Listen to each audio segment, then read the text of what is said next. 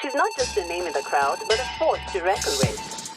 Conquered every obstacle, conquered every obstacle, conquered every obstacle to realize the goal.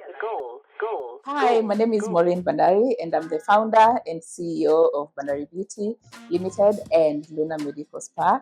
I'm so honored to be among the top 40 under 40 women for Business Daily. I am the person you go to when you want to enhance your confidence and your well-being. And currently we use skincare as a medium to do that through my businesses, Bandari Beauty Limited and Luna Medical Spa. I am someone who is so into sales and marketing. Literally, that forms my career in general. I started my first job in pharmaceuticals in 2024 after graduating from KU with a bachelor in biotech. So from that point, it was more of sales and marketing, which even now, currently in my role as a CEO still, I'm very, very much active when it comes to sales in Bandari Beauty and marketing especially. That is where I feel I have really grown career-wise, how to use digital marketing and in-store activations and coming up with those particular plans so that you get to have relationship with customers in different ways other than just exchange of commodities. Mm-hmm. Give me your money, I give you the goods that we have. Yeah. We have been in existence for 7 years. For Bandari Beauty, it's been 7 years, but for Luna, it's been around 9-10 months. We launched the spa in October 2024. So in October this year, we'll be celebrating our first anniversary, which we are kind of looking forward to. But when you look at the two businesses, they are related. One is more of a scaling of the other one. More or less just trying to give our customers skincare solutions. And when you look at what a spa then is able to offer, it's more or less accelerating the impact that you're looking for. If you have your skin objectives, let's say you have acne or dry skin or whatever it can be, with the medical spa, then you're able to cut down the period of time it takes for you to see the results, because we're now able to use even more concentrated ingredients or use some very specific treatment plans. So we are able to turn around the time it takes to give you the solutions that you need. My passion for the aesthetics part came because I was a blogger at that time. So in university, I discovered blogging and I went into fashion blogging and lifestyle. Yeah. So while blogging, I used to cover fashion, I used to cover beauty, I used to cover hair care, and just normal general lifestyle of a student. So I used to write blogs almost daily. I had a very active blog. Don't laugh at me, I coined a word. I never used to use my name. It used to be called the Function Mistress. Wow. So I was trying to combine fun with fashion. And then I don't know the mistress part, how it came into being, but I went by that name for my blog.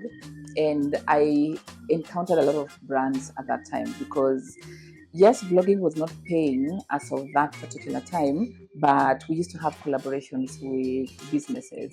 So I worked with a makeup business where they'll send you a PR package of their products, and then you write a review about the products on your blog. And slowly I started having that interest in beauty in general, because you have now an audience, most of them also, dark-skinned women. And considering that time, when you look at makeup brands, they were not necessarily creating a lot of complexion products. So if you were able to find some for yourself, everyone on Instagram, on Twitter at that time, on Facebook, on your blog, they're asking, where did you get this? Where did you get that? So from that alone, I just already had a fan base of people who enjoy skincare, enjoy makeup, enjoy hair products, enjoy fashion. So as I was working in corporate, I was concurrently running my blog until it got to a point where now I decided, you know what, let me start shipping in some of these products, because now we were watching content both locally and abroad. So we are exposed now on YouTube to what the creators are doing in the UK, the US. So at that point, then I just decided to start shipping the skincare and the makeup for myself. And because I had a platform by then, and we had transitioned from blogging to Instagram predominantly. So you get the products, you post on such platforms, and everyone asks you, where did you get it from? And you realize there's a challenge, people don't understand how to do the shipping themselves. So then, just jokingly, I decided, okay, you can do a pre-order kind of situation. I will tell you guys when I'm making my next order for my personal use, then you can send me money. I will order. Once it comes, I'll put a markup and then I will sell it to you. So basically, that's how my entrepreneurship journey started without me necessarily choosing it. And in no time, I realized that exercise was making me money that was literally matching my payroll. You decided to quit. Yeah, so at that point you start now having your own internal meetings. You're like, hey, I'm going to this job 9 to 5, making X amount, and here I am doing something effortlessly, making the same amount. So I had to now start looking at it from a different angle. When I entered the industry and I decided I'm going to be in the beauty industry and I'm going to run a business, one of the very first things that I did was ensuring I'm not doing what everyone is doing. In fact, if anything, I did my own market research and went on every profile of an existing business in beauty, just trying to understand what were they doing so that I don't do that. So in fact, it went all the way to the kind of products they were stocking. If you are stocking product A, I will stock product B, in a way that I can curate my own clientele and cultivate it and, double the numbers as I go. So for once, I know for a fact my mind in terms of how I was looking at the business from the onset. Not a copying kind of business, but a very unique business that understands itself and is able to cater to the needs of especially the dark-skinned women at that particular time. So I would say that. And then innovation, I have really innovated a lot of new things and new ways of working when it comes to running a beauty brand.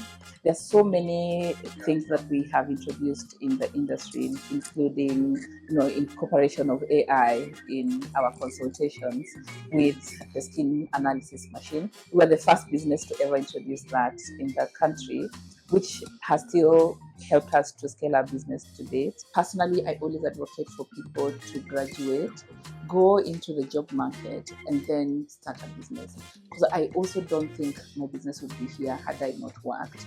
Because working made me appreciate training and the impact of capacity building your team. It also made me understand how I can easily work under pressure without necessarily feeling like I'm going to die tomorrow. Working with people, and now it's really helping with people management as well, as much as we have a HR department that does that. Trying to understand now how different people with different backgrounds can come together and work, and while solving conflict and encouraging teamwork. That's something probably I would never have learned how to do if I had not had a corporate job as well. Yeah. She's not just a name in the crowd, but a force to reckon with. Conquered every obstacle. Conquered every obstacle. Conquered every obstacle to realize the goal.